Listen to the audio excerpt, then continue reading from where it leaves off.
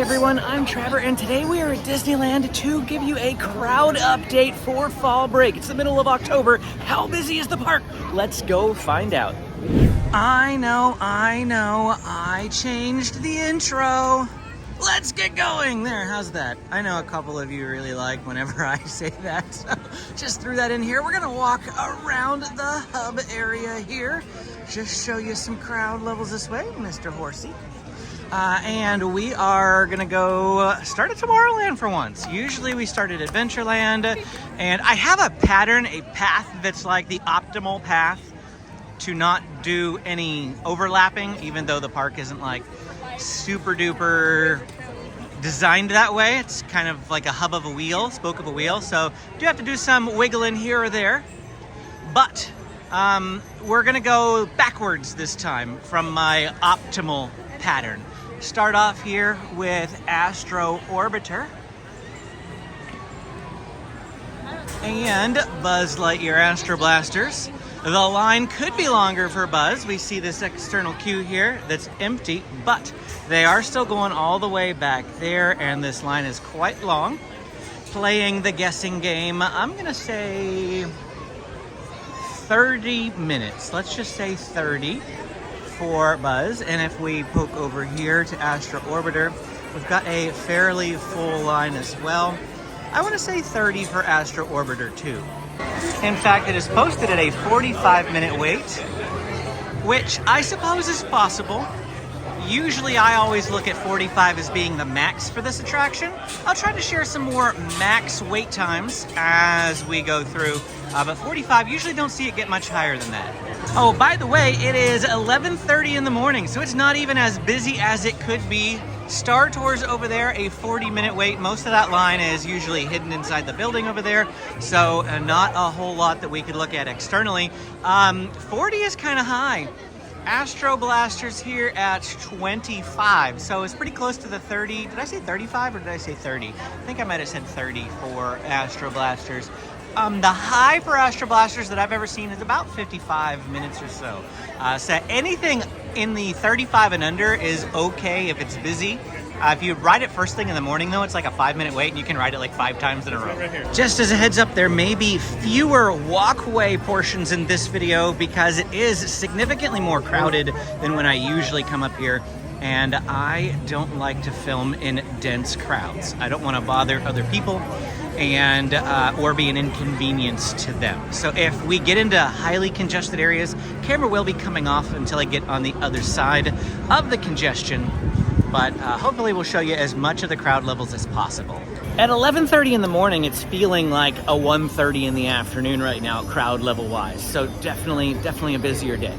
I say that, and then I come over here to Space Mountain, and it's posted at a 45-minute wait, which is actually fairly decent. I would have expected this at 60, given the wait times of the other attractions nearby, but 45 minutes for Space Mountain.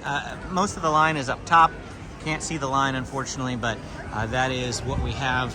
Alien Pizza Planet, lots of people outside. In fact, it's 11:30, so it is kind of, you know, it's lunchtime. Yeah, it's lunchtime, but I feel like most people eat lunch later. Let me know down in the comments when you typically eat lunch, especially when you come to Disney. My family and I typically do 11 a.m. at Disney because that's when all the lunch places open, and I like to get there first thing before there are crowds. That's just how we do lunch, and I know that's kind of early. Some people don't eat lunch till noon. Some people don't eat lunch till 1 in the afternoon, maybe because you don't eat dinner until 8 p.m. So I'm curious. Let me know down in the comments when you eat lunch, and specifically what your lunch plan of attack is when you come to Disney. Galactic Grill, also a lot of people, I mean, down here, this is like the extra seating. This is the seating that usually is open because the seats right next to where you pick up your food are the ones that most people gravitate towards first because it's the first thing you can see. To see all these tables down here filled at 11:30, it is just wow. Next up is Autopia. This is one of my favorites to play the guessing game with, and we have to avoid looking at the wait time. So the first item of observation is that all 4 lanes of vehicles are going. That's a good sign. The earlier you come in the morning, the fewer lanes they are running. And so when all 4 are going, that means the line is going to move quite a bit quicker. We do have a lot of people up there in the bleacher section, and it's quite possible they're also using the round room. And if that is the case, this is going to be a long one. Of course, the bleachers could have more people up in it than they do, so it's not as bad as it could be. I'm gonna say 35, 30 to 35. All right, 40. Okay, 40. Yeah. I was trying to be conservative in my estimate, but I'll zoom in here just so you can see what's up there. An LA shirt. I'm wearing my San Diego shirt today, San Diego Padres, because today, the day that I'm filming this, Friday, October 11th at 11:30 in the morning, the Padres are facing the Dodgers in Game 5 of the Division Series for the playoffs. And by the time this video airs, you guys are gonna know whether the Padres won or not. Finding Nemo submarine voyage, also the monorail running. The monorail is up there. Never any wait for the monorail, really, just waiting for the next one to come by. The Finding Nemo submarine voyage, whoa, posted at a 60-minute wait. Wow, this is the longest line in Tomorrowland right now. Space Mountain isn't even this long. Wow. I said that we were going to talk about maxes. Yeah, Finding Nemo at 60 is about as max as it gets. I don't think I've ever seen it this high before. Not even during spring break. I'm telling you, fall break is a thing, folks. Fall break is a thing. My kids are here today. You won't see them because, well, maybe if we happen to come across them. They always do other stuff while I film for the most part. But they are off today, and then all next week they have half days because the first quarter is over, and they're doing parent-teacher conferences and all that sort of thing, going over grades. And so minimum days, they call them, all next week. Some people have the whole time off. I know some people just have like extra long weekends, but we get Friday off. And so, yeah, fall breaks. Here we go. Another really long line for Matterhorn.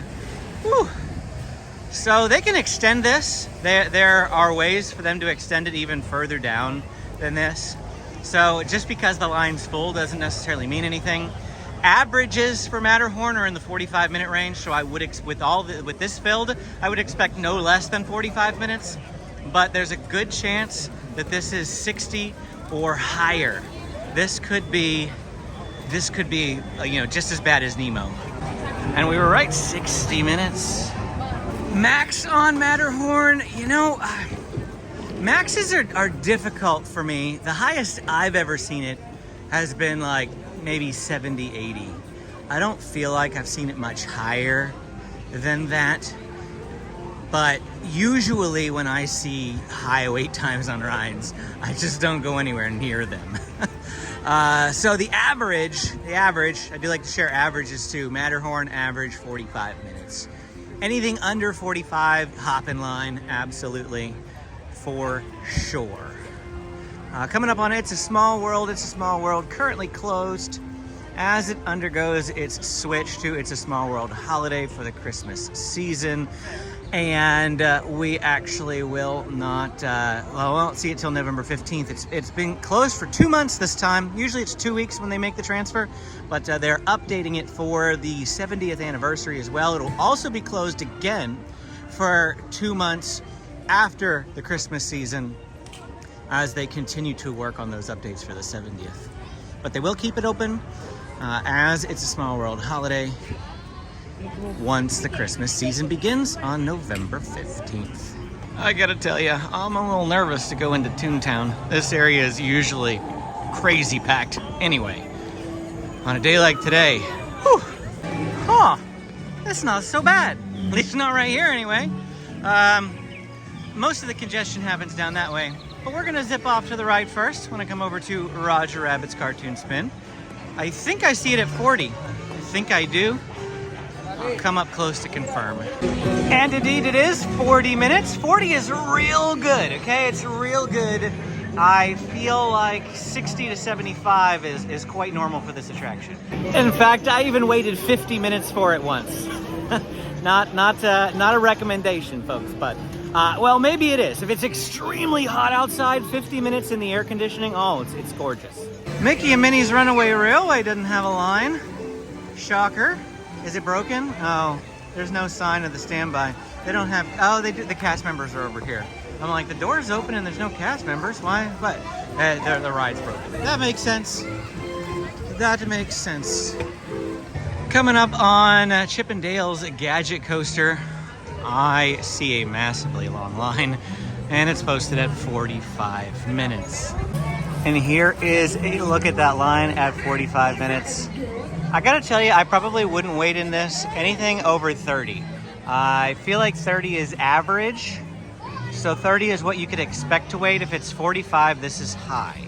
I think the highest I've ever seen might be 50 to 60 range. You can see that they still have room in the queue here for more people. Not a whole lot more, however. And because this is a single track coaster, that's it right there. That's the only one on the track. You have to wait till that gets back into the dock to unload before you can load more people. And so it's a slow loading attraction. Mickey's house over here posted at a 45-minute wait. You know it's packed because Mickey usually is about 30. So 45 minutes for Mickey's house. And then Minnie, again, I feel like I say this every time, but Minnie usually has a longer line than that. We'll see. There's definitely a bunch of people over here. Shocker, Minnie is only 30 minutes. That's less than Mickey for once. Hey there, Gusto!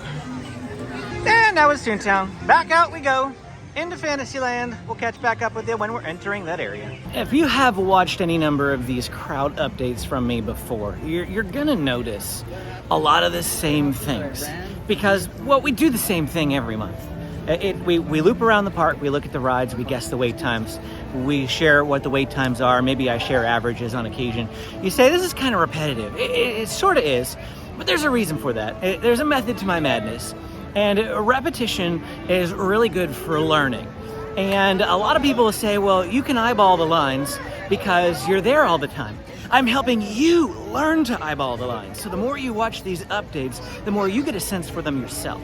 Toontown might have been less crowded than I expected, but Fantasyland, I would imagine this is going to be crazy. Storybook Land canal boats already starting off with a massive line, easily a half an hour. I don't think they ever have this one posted outside, so we won't be able to look at the posted wait time.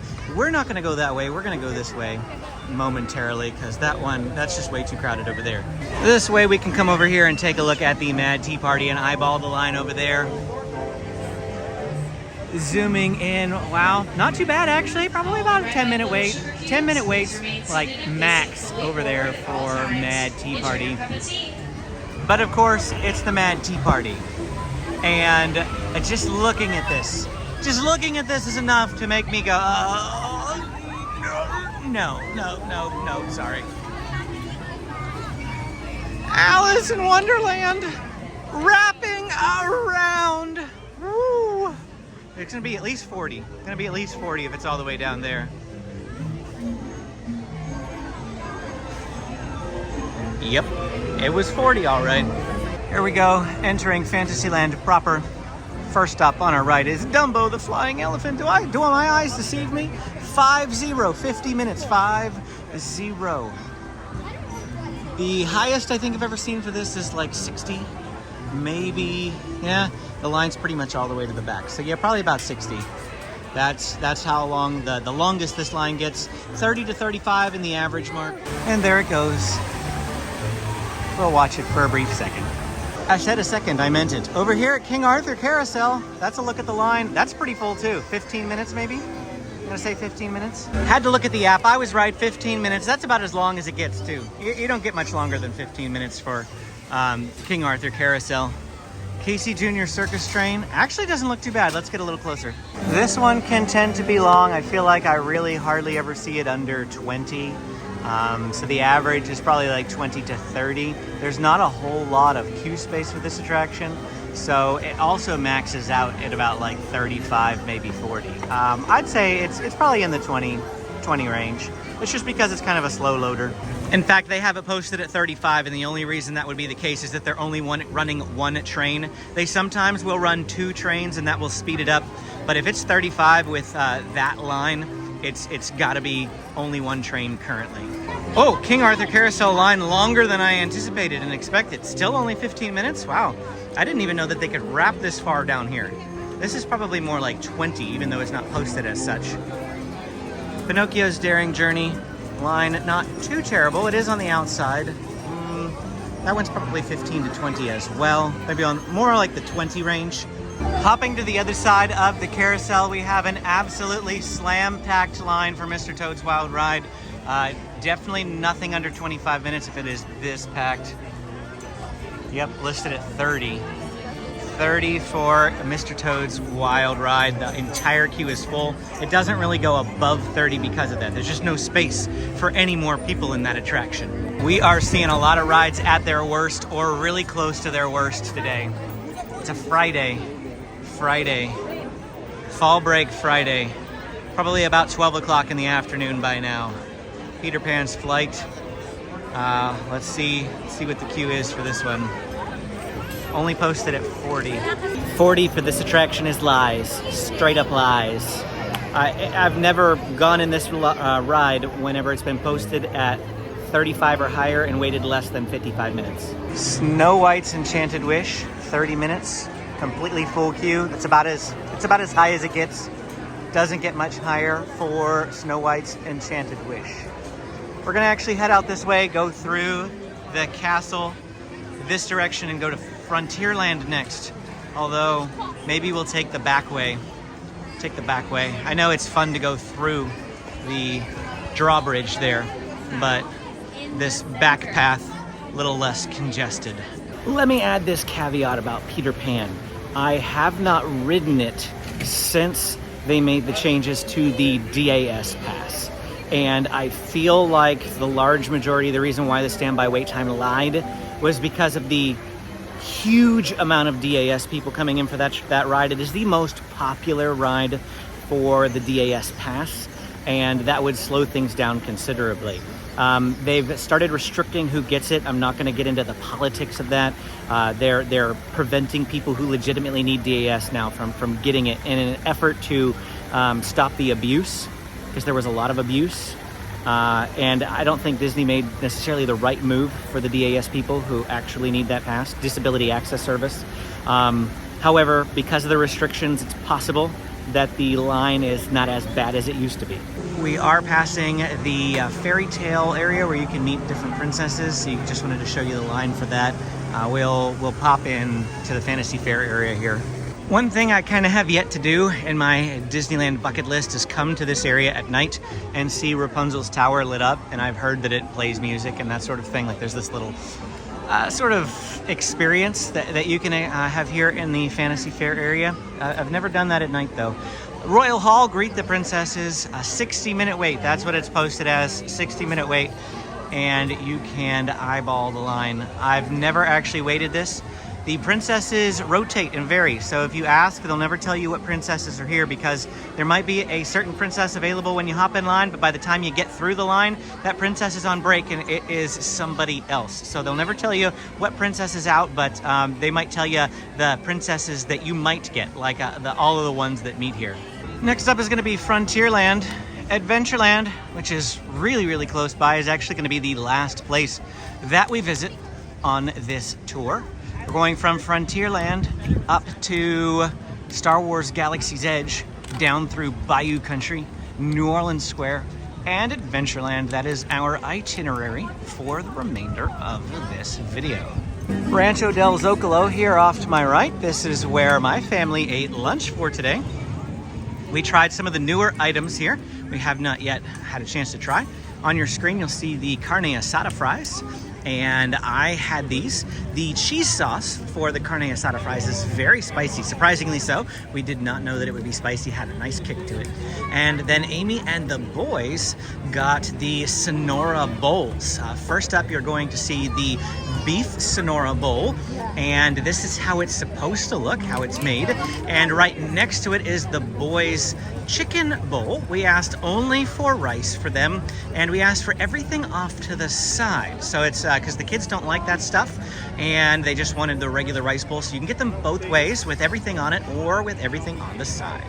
And yep, major congestion right here. Always major congestion in front of Big Thunder Mountain Railroad. Posted at a 55-minute wait. That's on the higher end. Feel like it can get higher. How high? I don't necessarily know. 60, 65, 70. 55 is high. I feel like average on a busy day is 45. 35 is decent. Definitely, like I would probably get in line between 35 and 45. 55 is a little high. Good day to buy Lightning Lane today. The Lightning Lane for Big Thunder Mountain was quite long, and a good day to buy it just to avoid the longer standby wait times for sure. Prices for Lightning lanes have gone up. Prices across the board have gone up. Usually around the first, second week of October, Disney routinely raises its prices every year, and a Lightning Lane was included with that. This year, Lightning Lane went from $30 minimum per person up to $32, and the high is $36 instead of $35. And so today is a 36th day, being extra busy and extra crowded. The good thing is, if you're a Magic Key holder, they increased the discount for Magic Key holders to compensate. So it's still, at least on those 30 days, it's still just, 32 now. It's still just 24 for Magic Key holders. So that's great. They balanced it out so Magic Keys pay the same. I'm gonna pull over here off to the side for a moment. With these ticket price increases, if you were to buy tickets on Disneyland's website right now, they've already been raised without warning. It happens. They announced it. Prices are going up. If you try to buy tickets, they are already up. If you did not yet purchase your tickets and you've been thinking about it, Getaway Today has your back. For the next couple of days, they still are offering the old prices. So if you want to lock in those old ticket prices, give my friends a call at Getaway Today and tell them that SoCal Disney Dad sent you. Until October 21st, they have those old ticket prices. And if you click the link down in the description, you can also get my rates and use my coupon code, and you will get an extra $10 off hotel ticket packages.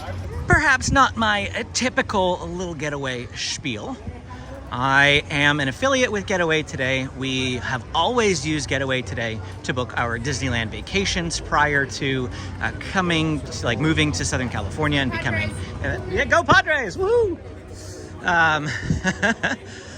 What was I saying? Oh yeah, Getaway Today is a trusted provider of Disneyland vacations for us. They are awesome people, super friendly, and I always like to mention them. If you use my link down in the description or mention my name when you call, I do earn a small commission off of your purchase, and it costs no extra money for you. In fact, Getaway Today often has prices much lower than if you were to book Disneyland tickets and a hotel separately yourself through their main websites. We're gonna head up this way over to Star Wars. We're in Galaxy's Edge. I meant to say Millennium Falcon Smuggler's Run. I get tongue-tied sometimes. See? I get tongue-tied sometimes, folks. Never gets old. Never, ever, ever, ever, ever. I love looking at this thing. 30 minutes for Smuggler's Run. I almost made another mistake. I was going to say Millennium Falcon at first, and then it just didn't come out that way. I'm going to leave all this stuff in just for fun. Stand by, 30 minutes. That's pretty awesome. I've seen this go all the way up to 90. On a day like today, I would have easily expected 80. 30 minutes is phenomenal. On a day like today, go get in line, go ride it. It's great. October is also the time of great temperature fluctuations. This morning it was 57 degrees and a little bit nippy. Could have used a light jacket, but forewent it, and it was fine. Right now it's 78 degrees. It's a little toasty, a little warm, high of 84, so it's gonna get a little bit warmer yet. In fact, a little tease for you. We have a hotel review coming up. We are staying at the Courtyard by Marriott, the one with the water park on the roof, if you have seen that on Harbor Boulevard. And we thought we would do it here in October before it gets too cold.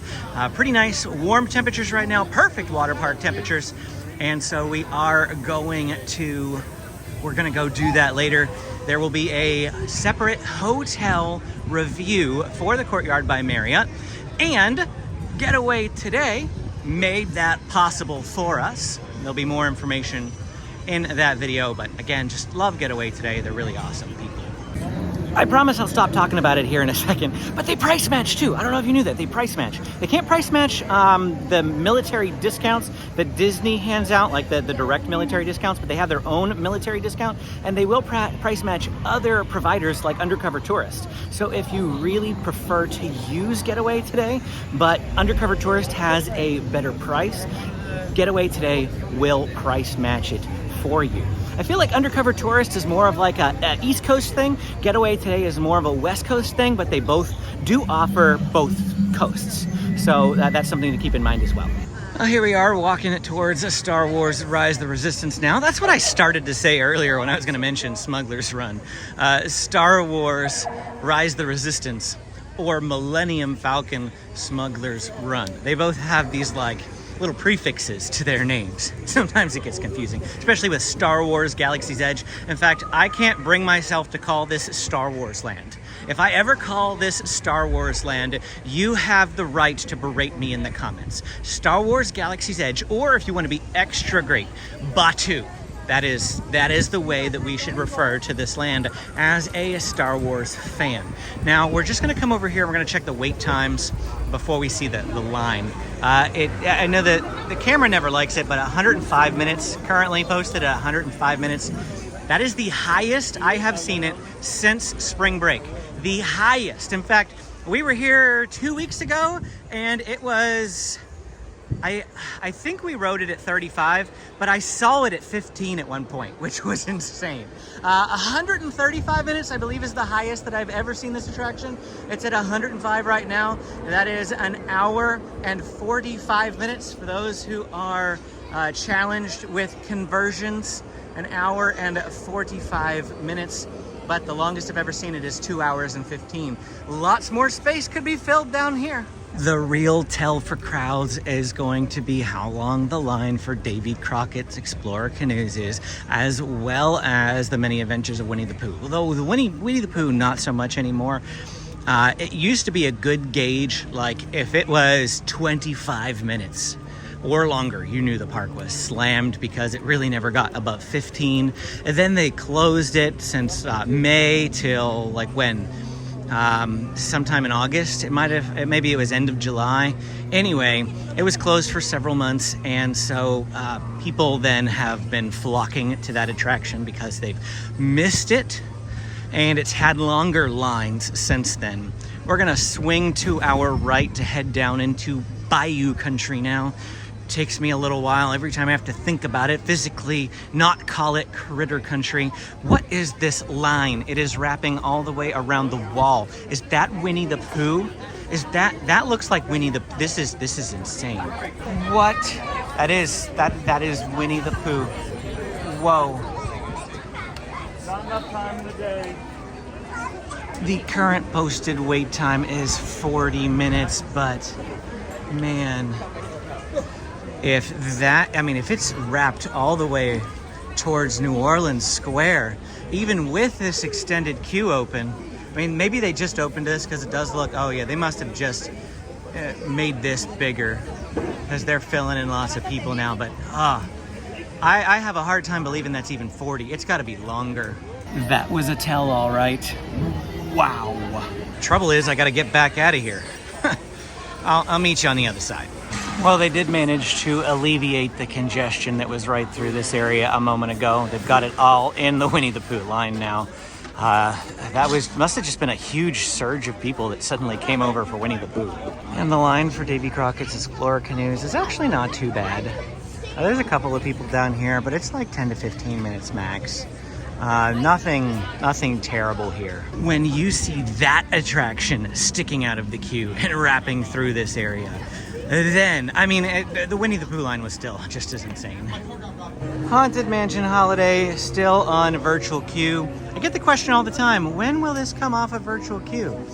It won't. Not until the entire queue, like the regular queue, is finished. They are still working on this area, still under construction.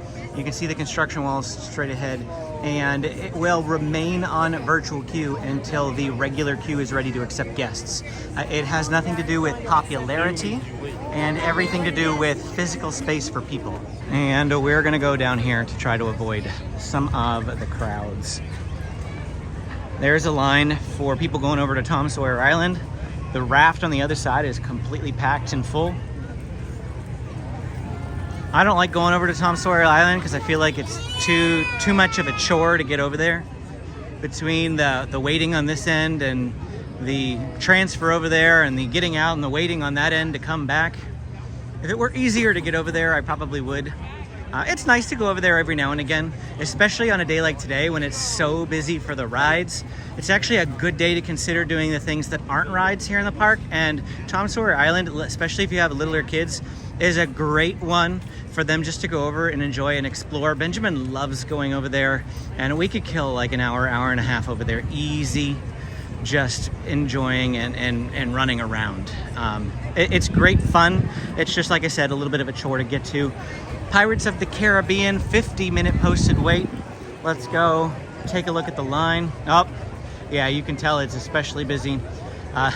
I just went down the one way that we went down in order to avoid the crowds, but they have this walkway. Usually I would walk right through here to get across, but when the line is so long, they block that access, and you actually have to go all the way back down here by Haunted Mansion to get around it. So I just figured we'd walk and we'd show you how long and how big this extended queue is right now. When Pirates of the Caribbean gets a long line, it can be pretty bad. I don't think I've ever really seen it above 60 as far as if you're looking for like a max. 50 is probably one of the highest that it does tend to get. Here we go. Here's the pathway that we can do. Ooh, mint julep. That looks good. Do I want a mint julep or do I want a Boysen apple freeze from Maurice's Treats? I think we're going to go with the Boysen apple freeze. I have not gotten one in a while. Get some nice refreshing. Here's more Pirates of the Caribbean line. Just look how much it's weaving in here. Back and forth, and it goes up on the bridge too. Hope you're just enjoying the walk and talk section of this as I am just rambling away here. Still traffic flow on the bridge coming from Adventureland, but you can also see the line there. I'm gonna pan to the right and you can see the line. Now, this isn't obviously gonna give you any idea of the actual length of the attraction, but this portion certainly does. Lots of people going up the Adventureland treehouse. That's another idea for a non-ride thing. It is a lot of stairs though, keep in mind. A lot of stairs. But it's fun to do. Adventureland, another huge congestion point. Lots of people through here, so I'm not sure how well we're gonna be able to film. Oof! I haven't even looked at Indiana Jones. You can see it's 70 coming up here on the right, but I'm actually looking at Jungle Cruise. This is the auxiliary upstairs area. I don't even know when the last time I saw people in that area. Wow. It's busier than spring break. 70 minutes for Indiana Jones here. The entire queue is full. You would expect no less for the wait time being posted that high as it is.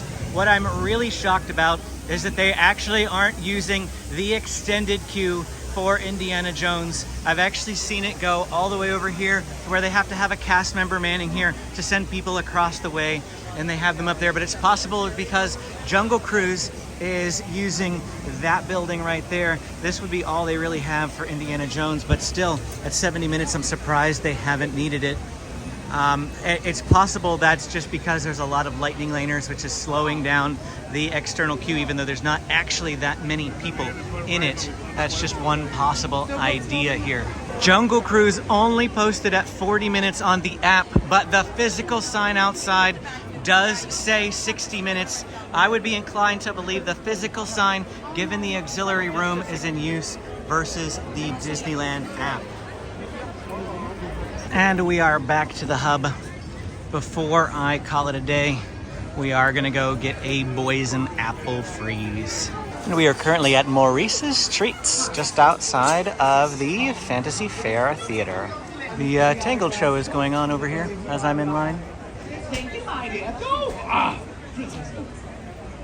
And here we go, my Boysen apple freeze. Perfect on a hot day, really great and refreshing.